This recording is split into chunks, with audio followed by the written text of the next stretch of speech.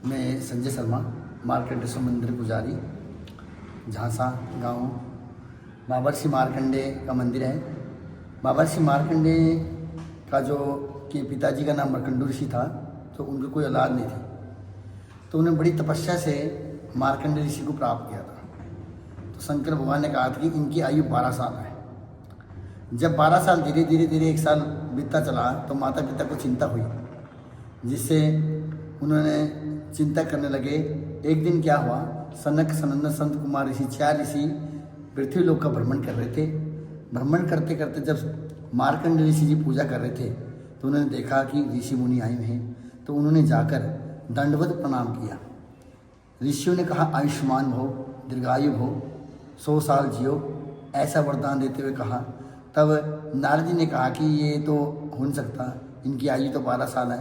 तब ऋषियों ने कहा कि जिन्होंने इनकी आयु कम करी है, उन्हीं इसका जाप करे। उस मंत्र दिया उन्होंने, ओम त्र्यंबकम यजामहे सुगंधि पुष्टिवर्धनम उर्वारुके वंदनाम मृत्योर्मुक्षीमाम।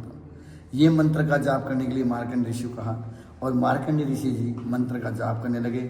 यमराज को आना था, यमराज जी आए, पासा फेंका, जिससे जिस जगह वो शिवलिंग का पूजा कर रहे थे, उसी शिवलिंग में पासा गिर गया, और उसी शिवलिंग में से भोले शंकर प्रसन्न हो गए। भोले शंकर ने कहा, भाई कौन है तू?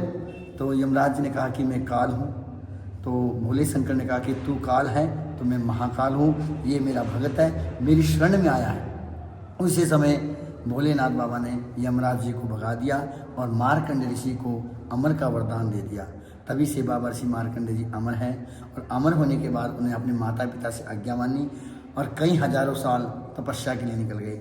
और जब तपस्या के लिए निकल गए, तो भगवान विष्णु के दर्शन हुए। भगवान विष्णु ने कहा कि बोलो वरदान। तो उन्होंने कहा कि मुझे परले देखनी है। तो उन्होंने परले रूप दिखाया भगवान ने। तो उसी समय उन्होंने भगवान का याद किया और भगवान की गोद में आए।